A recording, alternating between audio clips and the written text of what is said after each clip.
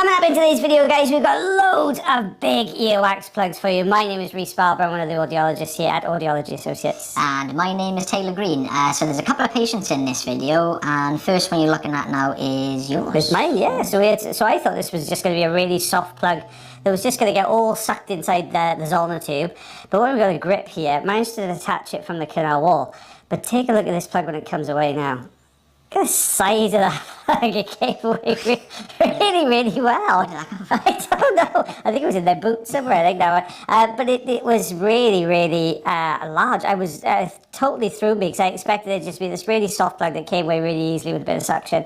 But yeah, it was a massive old plug. So what we've got here is just a little bit of dry keratin around the entrance to the canal. And it's quite normal to get these kind of drier skin pieces around the entrance. You do tend to sort of, they form a little bit of a ring around the outside edge, but it's come away nicely. This is the fine end on here as well, just to reduce any risk of clarinetting. Oh, it's such a pain to remove these like pieces of pieces of skin. Like dead skin is the same thing, even when it's softer, because it's still attached somewhere and it just doesn't pull away. I find this technique works really well. It's just dropping over the top and kind of almost not scraping but running back over it. It just helps to break those little pieces off. This is a far more humid canal, this one, you can see straight away. But what we've got here, this is the standard size on the tube. There is a little bit of a gap there, so the sound was getting through okay on this side, but because the patient had so much difficulty with their other ear, they wanted this one cleaned out at the same time. You can see a little bit more sticky, this wax plug here. But look at that coming away. Oh gosh, yeah. Oh, it's got a bit stuck on the way out, but there we go. Out that comes. Let's take a look beyond. It is something actually. I think that a lot of wax removal specialists would recommend if you go in with a problem with just one side. But they can see there's a build up in the other side. They would recommend having the two done, and it just saves you having to come back at different times. And it saves you a bit of money as well, because you don't have to pay twice. Exactly. And I think what I would say is if you've got a problem with one side and you're coming along for an appointment like this, just put some oil in both ears, because you never know. It's not going to do your ear any harm to have some oil in there, but if there is some wax there, it does make a big difference as far as us getting that out as well. It does make a big difference that way. Somebody in the comments section said the other day that I think it's in the US, they don't really recommend using olive oil. It's not a sort of well-known thing to use, but yeah, this did work. So 2 centimeters, 3/4 of an inch. If you want to see another big earwax plug, I'm going to put a card, if you're watching this on YouTube, up in this corner up here to another video. I'm trying to put some of link you back to a couple of the older ones from when we first started on there as well. So yeah, have a take a look at that. It's a good video to watch. So this is mine. This is yours. This is my patient.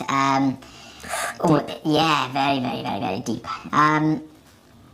Patient had confessed to sort of using cotton buds occasionally, and I thought this was going to come away nicer than what it actually did.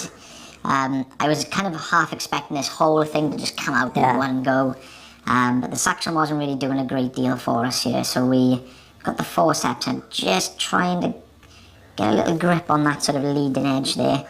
You can see we've managed to pull this away quite nicely, but sorry, I need to remember to always slow down at the end to show you what's come out.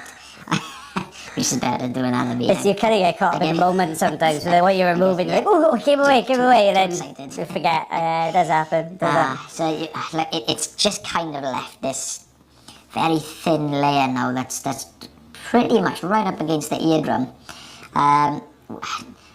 Probably could have done with putting some oil in to make my job a little easier. It's always a difficult call though, isn't it? Because if you put oil in, does it make it more mushy when you've got that nice solid pieces coming like that?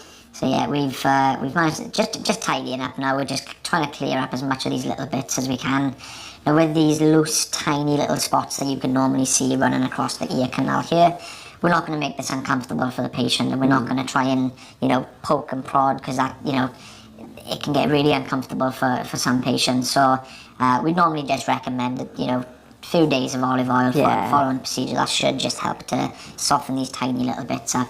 Or maybe not even for a couple of days, just continued use for about once a month. There's no harm in. Well, if the patient's been using some Q-tips and stuff, it does make a difference. If you want to see another deep earwax plug, we had a really difficult keratin plug that was really deep. I'll pop a card up there. If you probably just saw it a second ago, but I put a card up there for you to have a look at that one as well, guys. That's an interesting one to watch. I forgot to say how big that was then. Oh, I think it was about 2 centimetres. Yeah, it was just under an inch. So this is my patient now. So what we've got here is more earwax plugs for you as well today, guys. So we've just got all plugs in today's video. But you can see here we've got a grip on the outside edge. Patient has been using some olive oil. So this is starting to come away really, really well. Let's give this a little bit more of a wiggle. Everything is collapsing down into the Zollner tube there.